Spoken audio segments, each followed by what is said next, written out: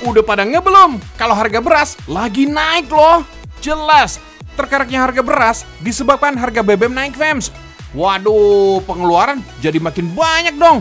Ibu-ibu kudu banyak stok sabarnya nih ya. Semoga rezekinya makin ditambah lagi deh. Amin. Pagi-pagi begini, kamu udah pada sarapan belum? Biar makin strong ngadepin kenyataan harga beras yang naik. Kita kasih nih ya, informasi 7 nasi tradisional yang hampir punah.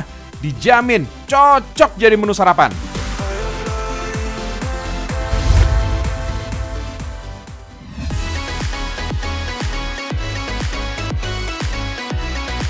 Kita mulai yang pertama, fams. Hidangan tradisional dari bumi Panjer ini namanya nasi penggal. Uniknya nih, nasi penggal ini dibentuk bulat-bulat kecil kayak gini. Di dalamnya ada sayur gori atau nangka muda dan daun singkong. Untuk lauknya ada kikil atau babat sapi. Widih, mantap! Rasa nasi penggal dari Kebumen emang gak pernah bikin kecewa. Kayak mantan, fams. Hihihi.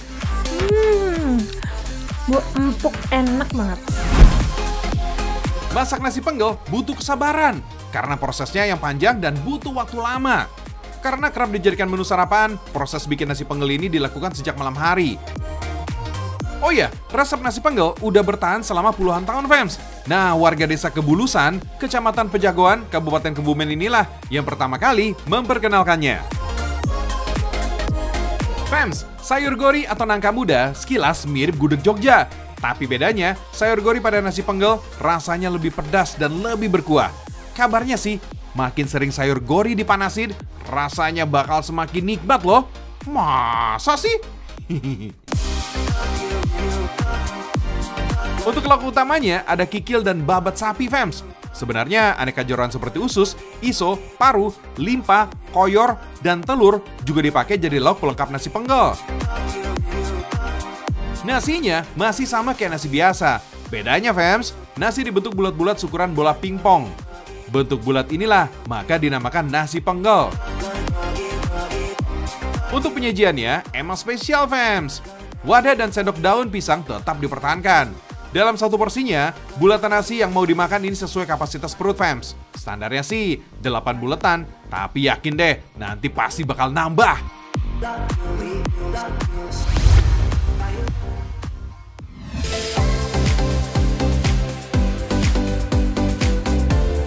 Dari Gresik ada nasi rumo yang pernah dijadikan menu sarapan oleh para bangsawan zaman dulu.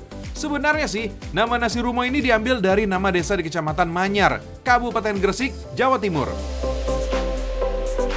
Fams, nasi rumo ini diperkirakan sudah ada sejak masa pemerintahan Sunan Giri loh. Saat itu Gresik dijadikan pelabuhan atau persinggahan para wali. Nah, nasi rumo ini disajikan sebagai santapan mereka deh. Bagi sebagian orang Gresik, menu ini disebut dengan istilah bubur rumo.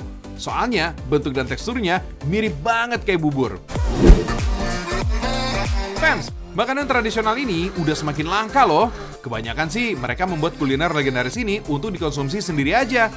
Dulunya nih, fams, hanya orang-orang penting nih atau bangsawan aja yang diberikan makanan ini. Lama-kelamaan, nasi rumo disajikan untuk siapapun, bahkan dijual bebas. Bahkan juga nih, saat tamu atau saudara yang datang, pemilik rumah di desa ini juga biasa menyajikan nasi rumo.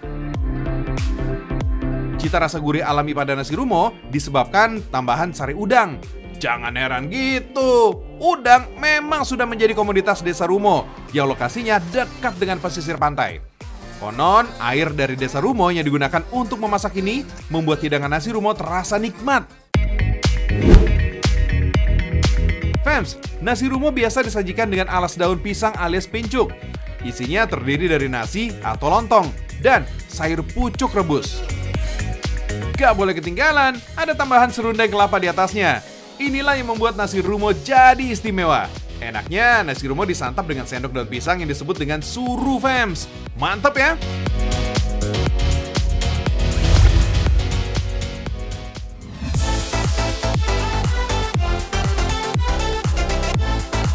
Nasi tradisional dari Jawa Timur ini cocok disantap buat kamu pecinta pedas. Wah, siap-siap keringat menetes deras nih ya. Menu legendaris dari Ponorogo ini namanya sego gegok. Makna hidangan ini adalah Sego genem godong pisang, artinya nasi bungkus daun pisang. Menu ini udah jadi warisan leluhur di Jawa Timur, khususnya di Kabupaten Ponorogo dan Trenggalek. Secara tampilan sih, sederhana banget fams. Cuma berisi dengan lauk seperti otong atau jantung pisang, ayam, lam toro atau petai Cina, sarang lebah atau tawon, ati ampla, ikan salem sampai jamur. Wah, banyak banget ya! Sego gogok masih mempertahankan rasa original yang bercita rasa super pedas. Yang jelas, menu sego gogok ini menjadi kegemaran para warok sejak zaman dahulu. Sehingga sering dijadikan bekal para leluhur untuk dibawa saat keluar masuk hutan.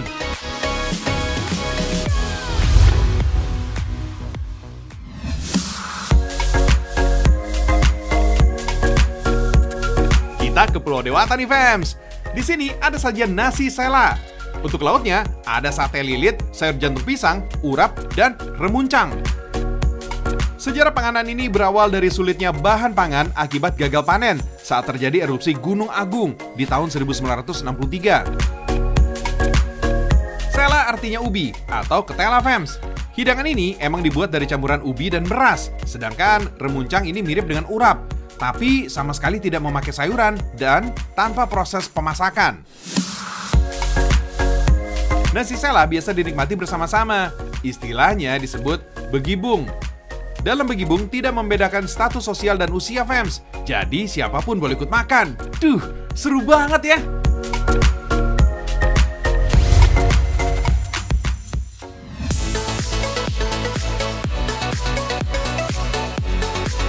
Ada lagi nih, nasi jambar kunyit khas Bengkulu. Kebayang gak tuh kenikmatan nasi kunyit ditambah daging ayam? Empuk banget. Berempah, gurih, dan aroma kunyitnya kuat fams. Dijamin bisa ningkatin nafsu makan. Nasi kunyit ini juga punya nilai kearifan lokal fams. Ayam yang diletakkan terlentang menjadi simbol keikhlasan dan keterbukaan. Kalau nasi yang beralaskan daun pisang menjadi harapan atas kerukunan dan kedamaian. Harmonis banget ya.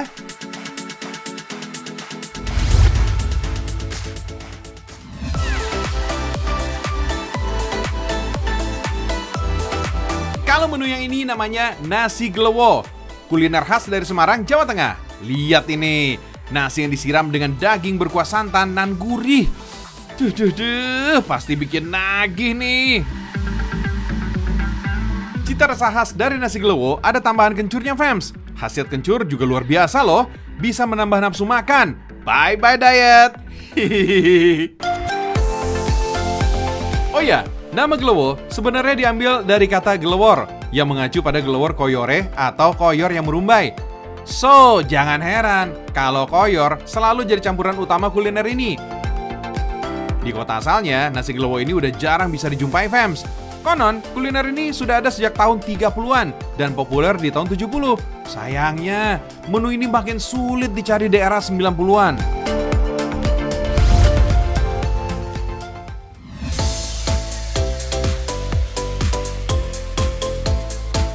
Lanjut, kita ke Purwokerto fams.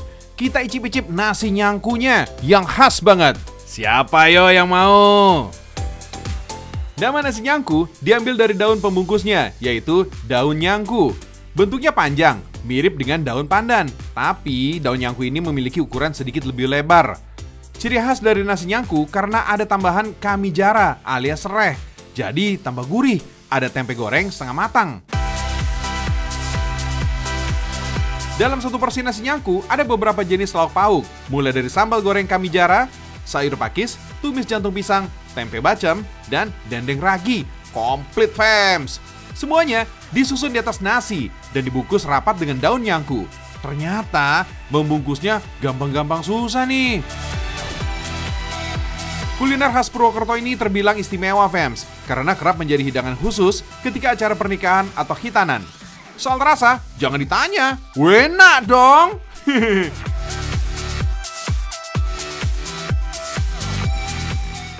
Fams, wah emang deh ya. Nasi tradisional itu enak-enak rasanya. Berbagai macam resep dimasak. Wih, apalagi sekarang beras kan lagi naik nih harganya ini. Lagi nyebelin banget deh ya. Nah, gimana cara menanggapinya? Ini nih, kita punya satu tayangan yang oke banget. Ini pengganti beras, yaitu kentang. Enaknya diolah jadi apa ya? Here we go.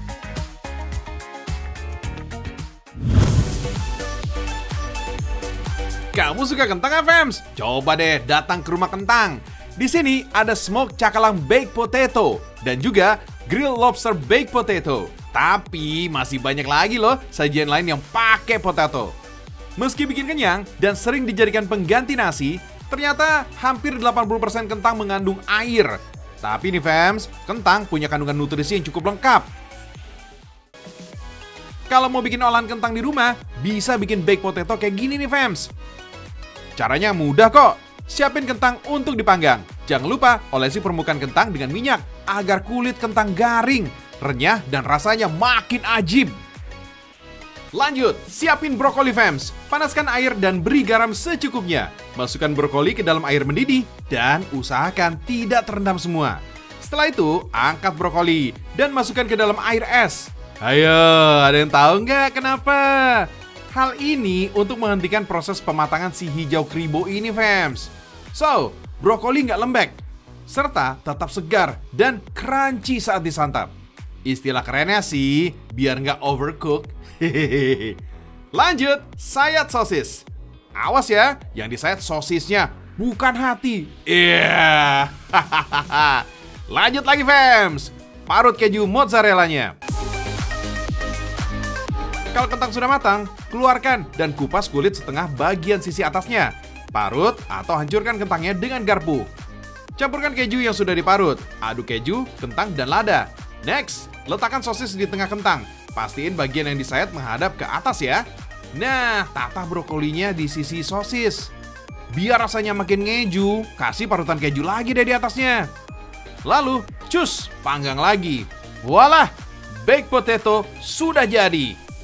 Biar makin endolita, yaelah endolita. Bisa tuh dikasih cocolan chili sauce biar ada sensasi pedas-pedasnya gitu fams. Hahaha. Menu satu ini look so healthy ya, karena proses penyajiannya yang dipanggang. Makanan serba panggang dianggap lebih menyehatkan, soalnya nggak ada tambahan lemak dan kalori dari minyak yang biasa dipakai saat menumis dan menggoreng. Memasak dengan cara dipanggang juga dianggap dapat mempertahankan lebih banyak vitamin dan mineral dalam makanan. Sehingga gizi dan nutrisi yang diperoleh tubuh ini bisa lebih maksimal fams. Belum puas bermain sama si kentang? Cus, masih ada pancake potato. Hancurin kentang kayak bikin perkedel atau mashed potato. Anyway, kentang jadi salah satu makanan pokok beberapa negara di dunia. Bahkan pada tahun 1845 sampai 1852, masyarakat Irlandia ini mengalami wabah kelaparan karena perkebunan kentang di negara itu rusak oleh hama. Saat itu banyak kentang yang gagal panen. Diperkirakan 1 juta penduduk Irlandia meninggal karena kelaparan. Wabah ini juga menyebabkan jutaan orang pergi ninggalin Irlandia. Ih, ngeri ya fams. Oke, aduk-aduk terus. Siapkan cetakan pancake-nya, olesi dengan mentega, tuang adonan. Lalu angkat deh, tumpuk sampai beberapa lapis dan kasih madu. Waduh, bikin ngiler.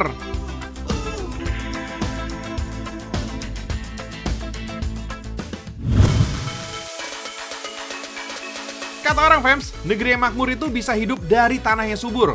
Kalau ngomongin tanah yang subur, Indonesia boleh takabur. Sombong dikit boleh lah ya fams. Kentang jadi salah satu hasil alam yang bikin nama negara kita ini terbang melayang. Setelah beras, gandum, dan jagung. Kentang menjadi tanaman pangan terbesar keempat yang paling banyak dibudidayakan di seluruh dunia. Infonya nih fams, pada tahun 2021 lalu, produksi nasional kentang di Indonesia ini mencapai 1,36 juta ton. Angka produksi kentang ini mengalami peningkatan 6,1% dari tahun sebelumnya, yang berada di angka 1,28 juta ton. Oh my wow! Sayangnya, angka sebesar itu dianggap belum mampu memenuhi kebutuhan kentang di negara kita, khususnya kentang untuk industri. Emang sih fams, di pasaran kentang biasa dibagi ke dalam 2 kelompok, yaitu kentang industri dan juga kentang sayur. Kentang industri biasa menjadi aneka olahan modern seperti keripik kentang atau potato chips, dan kentang goreng alias french fries.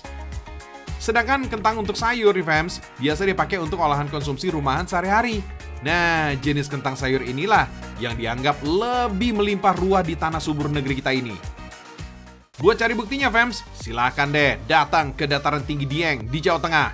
Wilayah yang berada di 2 kabupaten, yakni Wonosobo dan Banjarnegara ini, fams, udah lama terkenal sebagai daerah penghasil kentang terbaik di negeri kita. Dari sekian banyak lahan pertanian, Desa Sikunang, Kecamatan Kejajar, Kabupaten Wonosobo, Jawa Tengah, jadi salah satu wilayah subur penghasil tanaman kentang yang khas dataran tinggi Dieng. Periode panen tanaman kentang setiap 3-4 bulan sekali. Di sini, fams, pengaturan jarak dan waktu tanam ngebuat hampir setiap harinya pemandangan para petani ini memanen kentang dapat kita jumpai di desa ini. Untuk ukuran lahan perkarangan seperti ini, biasanya dalam sekali panen ini bisa menghasilkan umbi kentang sebanyak 1-3 ton. Wah, mantap ya, fams. Tanah dataran tinggi Dieng emang subur dan makmur. Kentang adalah jenis umbi-umbian yang dapat tumbuh subur dan produktif saat ditanam pada wilayah dengan ketinggian tertentu. Di Indonesia, kentang biasanya ditanam di areal pegunungan yang memiliki ketinggian 1.000-2.000 meter di atas permukaan laut. Kentang ini juga cocok nih ditanam pada wilayah dengan suhu udara 20-24 derajat Celcius di siang hari dan 8-12 derajat Celcius di malam hari. Jadi nggak heran nih, fams, Desa Sikunang di dataran tinggi Dieng ini jadi salah satu daerah subur penghasil kentang sampai saat ini, fams. Wilayah Jawa Tengah sendiri nih, fams, berada di urutan kedua daerah penghasil kentang terbanyak se-Indonesia di bawah Provinsi Jawa Timur. Nah, uniknya lagi nih, kentang yang dipanen dari desa ini umumnya memiliki ukuran yang cukup besar. Malahan satu umbi kentang ada nih yang perkiraan beratnya ini bisa lebih dari 1 kilogram. Wah, jumbo itu, fams! Kentang hasil panen kemudian disortir sesuai dengan jenis dan ukuran untuk selanjutnya didistribusikan ke hampir seluruh wilayah di Pulau Jawa, bahkan senusantara.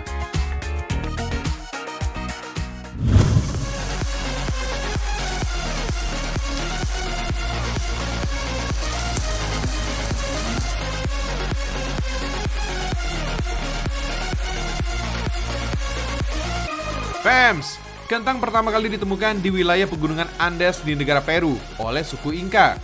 Kalau dihitung-hitung, penemuannya ini udah berumur lebih dari 2000 tahun yang lalu, fams. Nama kentang atau yang dalam bahasa Inggris disebut potato, ini konon berasal dari bahasa Inca, yaitu papa, yang serupa dengan batata atau ubi jalar yang ditanam di wilayah Hindia Barat.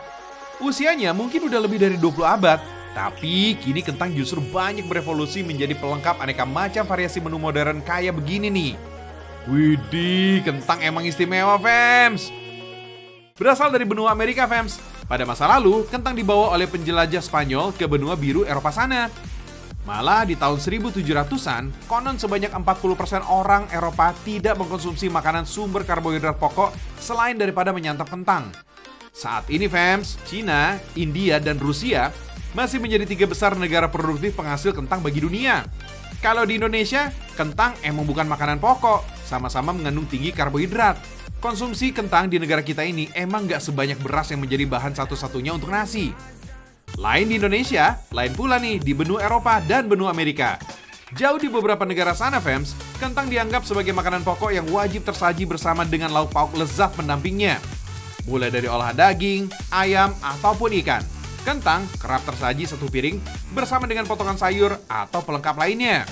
Gak heran kalau kita berkunjung ke resto atau rumah makan berkonsep western atau fast food, sering banget nih terselip variasi menu kentang di dalamnya. Enak-enak deh pastinya. Biasanya nih, fams, kentang adalah pasangan serasi bagi menu seperti steak atau ayam goreng crispy. Dengan siraman saus yang khas, kombinasi ini jadi sempurna banget, baik dari tampilan ataupun cita rasa kelezatannya. Cukup mudah dijangkau dari dataran tinggi Dieng yang menjadi salah satu wilayah penghasil kentang tersubur di Indonesia. Ada nih satu rumah makan istimewa. Lokasinya ada di Rumah Steak and Seafood Temanggung, Jawa Tengah. Di sini, fams, hidangan steak dan menu kebarat-baratan jadi unggulannya. Ada juga nih aneka dessert dan minuman segar sebagai pelengkapnya. Dan juga yang pasti sih, fams, ada sentuhan kentang di antara menu-menu terbaiknya. Gak hanya menambah kenikmatan, buncis wortel, dan tentunya kentang yang selama ini identik sebagai pendamping setia menu steak, ternyata punya manfaat juga nih buat kesehatan. Asupan daging merah yang bisa berbahaya jika dikonsumsi setiap hari, ternyata cukup mampu ditekan oleh kentang dan kawan-kawan untuk menjaga keseimbangan kesehatan tubuh kita. Oh, begitu toh. Kentang yang kaya antioksidan ini ternyata juga berguna untuk memelihara kesehatan jantung.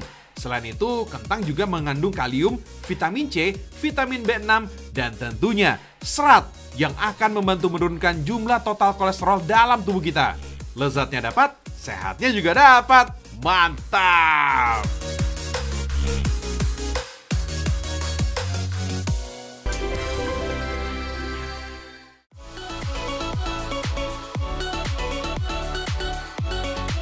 Sekarang udah tahu dong bahan alternatif pengganti beras? Tinggal pilih aja deh mana yang disukai. Sekarang saatnya Georgie pamit undur diri ya fams. Saksikan Rekam Indonesia karena Indonesia mendunia. Sampai jumpa.